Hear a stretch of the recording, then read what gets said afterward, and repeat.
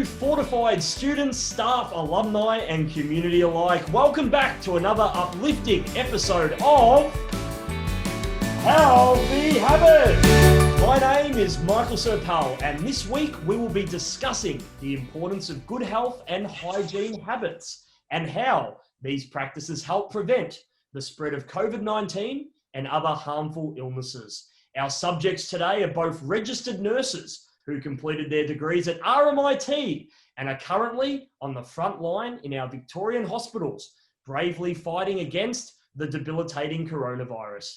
They are the most appropriate people to give us an insight into life on the front line and how we can prevent such a contagious virus from spreading.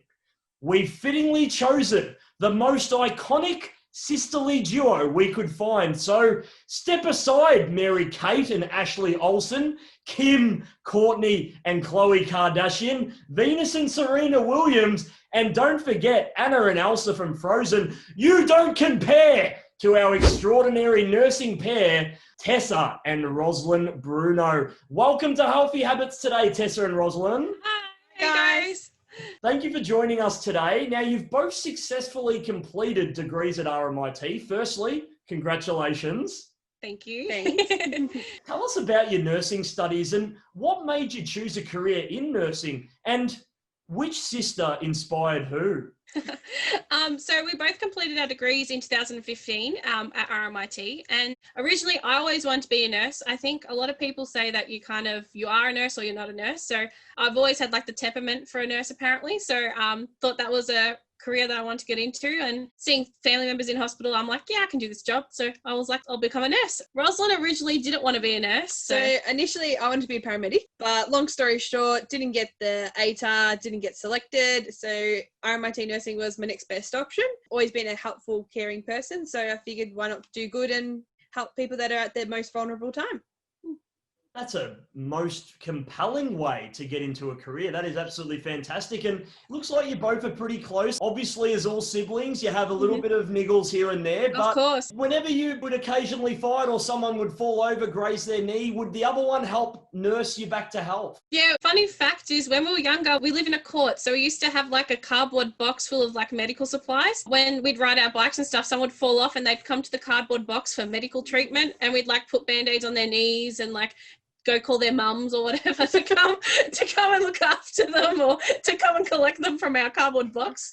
But yeah, no, we used to do all like little fun stuff like that. That's extraordinary. So you both were strongly involved with RMIT sport in your university days, competing in the Redbacks Nationals and the Uni Games. So what sports were you involved in, and what are your favourite Redback moments? I was part of the Redbacks from the time I started uni, basically. So I did uni games for 3 years, both nationals and AUGs. So I did netball for the majority of my time there, but I did make a camo appearance in hockey at One Sugs and European handball at my last AUG. And I was RMIT team captain in 2015 also, so that was a bit of fun. And then I think my favourite memory or moment from uni games is winning the SUG, so Southern Uni Games in Adelaide. We won overall team of the tournament, so that was pretty cool, having to have like the little trophy and the pennant and, you know, revving everyone on. And yeah, it's an amazing memory, just like thinking back to having to jump up and like get the trophy and everyone's like chanting and cheering it. Yeah, it's a really cool memory. So my first uni games was the Southern Uni Games in 2014. And so I was initially booked as the team medic, going around sussing everyone's sports injuries. But then I ended up winning a gold medal in lawn bowls with the lawn bowls boys because one of the players had to pull out. So I was the next best option. So I pulled out a gold medal. And then after that, I went to netball, helped out with the netball team. And then for the Aussie Uni Games, the two I went to, I was a co-team manager for the men's AFL team. And I was their team medic sports trainer. So I massaged calves, taped their knees, ankles. Yeah, made sure they were all kept in line. Yeah. Was a goal umpire and all that too.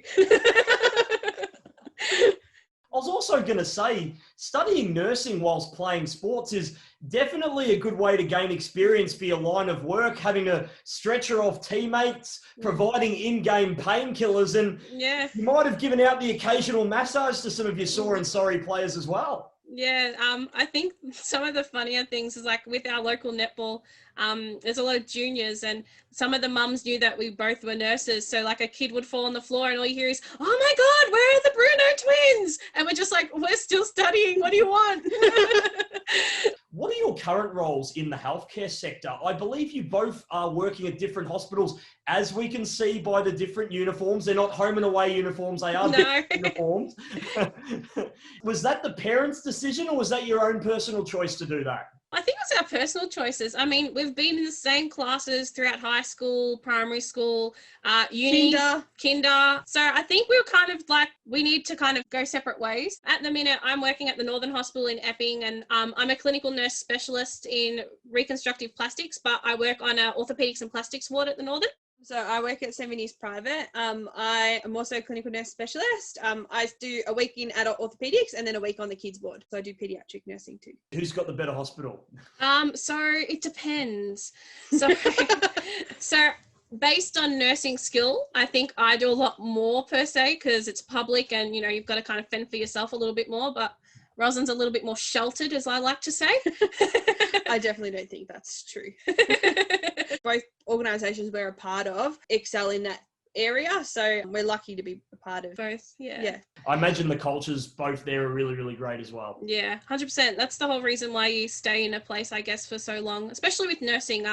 It's very good for you to find a place that has a good culture and people that you work with work as a team, because a lot of the time you kind of rely on your support of your colleagues, especially if you're having a rough day. You've got that kind of support, and I don't think I'd still be at the Northern if I didn't work with the people I work with at the minute, because they're all awesome. You came from a strong culture at RMIT Sport, exactly right.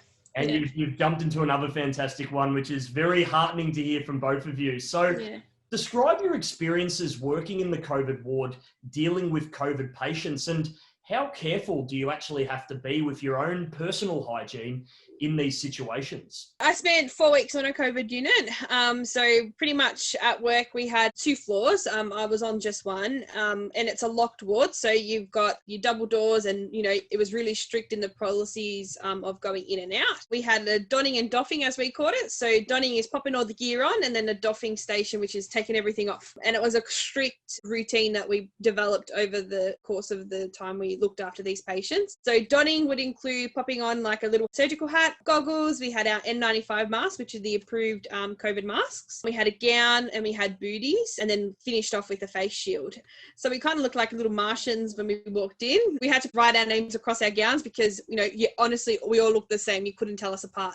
Looking after the patients, I mean, as I said earlier, we only had aged care patients. So, you know, it was very different to our sort of upbeat surgical nursing that we're used to. So it was just adapting to their needs and their demands, helping them through something, obviously being so sick. And not having their families too. So like having to be their family while they're there and helping them kind of cope with the differences. Yeah, so we did lots of FaceTime, lots of Zoom meetings with family. We celebrated birthdays for the patients that had their birthdays or clapped them when they recovered. And we were really lucky to work in such a positive environment, even though it was rough and, you know, it was emotionally and mentally taxing. It took a lot out of us. I know working on that ward, we were pretty much the main source of communication for families. So having that chat and having that heart to heart, and then being able to sort of debrief with the family and then also with your colleagues. But in saying that, personal hygiene for us, like taking everything off in the correct sequence, was like a major part. And just following all the standard precautions. Like we had a case where we had a lady who had positive for COVID, but no one knew until her result came back. There was like a big mix up in delay, and she was a cute little elder lady and she blew kisses to everyone and was kissing hands, and all the girls were like, oh my God, did I wash my hands afterwards? And everyone was freaking out, but you know, it was okay because no one ended up getting COVID from her because, you know, they did wash their hands, they did do their hygiene, all that sort of stuff, because it's like drilled into you so hard. Like keep yourself safe first and foremost, and then, you know, keep your other patients and your patients safe too. Are there any risks to the amount of hand sanitizer we are currently using? Because for someone like me who has sensitive skin, I've had very dry skin, and in some instances, my skin has been cracking and bleeding. What's an acceptable amount to use? And are there any specific sanitizers I should be looking for with a certain alcohol content? And what are some good hand washing techniques to use? So first and foremost, if you have visibly dirty hands, you should always wash with soap and water. That's kind of the gold standard. It doesn't have to be anything fancy, just any old soap, and that'll do the trick just to get everything off your hands. Ideally, you want to wash your hands between 40 to 60 seconds. So a good way that I like to teach students is you sing happy birthday to yourself twice, and that should be enough time. It's really important to get your crevices, wash your thumbs, wash your wrists. A lot of people forget to wash their wrists. Nails are a big one because working in hospitals and stuff, hand sanitizer dries your hands up, so lots of dry skin, but then lots of bacteria can actually attach to that, or virus per se. Making sure you're rubbing your nails with the soap and getting a good lather. So really important. Yeah, I mean, like Hand Hygiene Australia set out like a 5 moments, for instance, in a hospital, like before you touch the patient, before a procedure, after exposure, or after you finish with the patient, when you touch a patient's surrounding, whether it be a curtain, their bed sheets. So like we space ours on those 5 moments, but you can easily apply those 5 moments, you know, out in public, yeah. You know. And like there's been a big debate in regards to like hand sanitizer, alcohol-based versus soap and water. What the gold standard is, just washing your hands with soap and water, and then when you haven't got access to soap and water, using an alcohol-based hand rub is the second best thing you can do. So anything over 70% alcohol or Chlorhex or whatever's in the sanitizers that you're buying in the shops these days works. And if you're doing that the right ways, like incorporating the 5 moments, whether in hospital or even outside, you should be good. So obviously you're washing your hands 50 million times a day, and skin quality is going to break down. And that's been a big thing with our healthcare workers with dermatitis and dry skin. So really good moisturizer. So using QV moisturizers, your hospital-based moisturizers that you can use as well. And, you know, if your hands are getting really angry, well, try to use something that's got no fragrance, no scent, no chemicals, because any old soap works better than not doing anything at all. So it's best to try do something with what you have. Describe to our lovely viewers what a COVID test looks like and how uncomfortable it actually is for the recipients. I have this analogy that I like to tell my patients before I do it. So just think of Harry Potter in the Philosopher's Stone. When Harry Potter and Ron and stuff are fighting the big troll in the toilet, and Ron's wand goes up the troll's nose. It's exactly like that. Like literally, like the troll's facial expression, that is what your face will be. So that's one that I like to use. You gotta pay the troll toll to get in. So I have a swab here. So basically that's what it looks like. So as you can see, it's quite large on the top. So the swab is quite uncomfortable. There's like no way to sugarcoat it. If someone says that it's okay, they're lying. Yeah, they're lying. So basically it goes in the back of the throat, and you kind of got to tickle each side, and people gag and people find it very uncomfortable. And then you have to use one up each nostril basically for 10 seconds. So if you don't cry when they do it, they haven't got the right spot. Russell won't let me show you all, no. So sorry.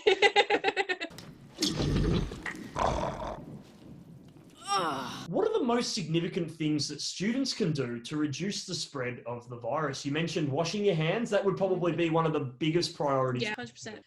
Another one would be, you know, if you are sick with any symptoms, you know, it might be a slight runny nose or whatever, stay home. Don't put the colleagues in the university at risk. You know, you don't want to be the start of that cluster. Another thing too is like a lot of people don't see it as a big thing, but social distancing is a big thing too. So uni students maintain 1.5 meters. Even if you're 1.5 meters away, you know, you're kind of safe from that sneeze or the stuff that they can spread with a cough. So maintain social distancing. And even when uni goes back, like making sure when you sit down, we don't want you to have OCD and like spray everything with Glen 20, but like if something's visibly dirty, try not to sit there or give it a little wipe down, you know, just look out for each other. Today, I'm excited to announce we have Tessa and Roslyn's top 5 tips to keeping the doctor away in a good way. What are our top 5 tips today, ladies? So eating an apple a day.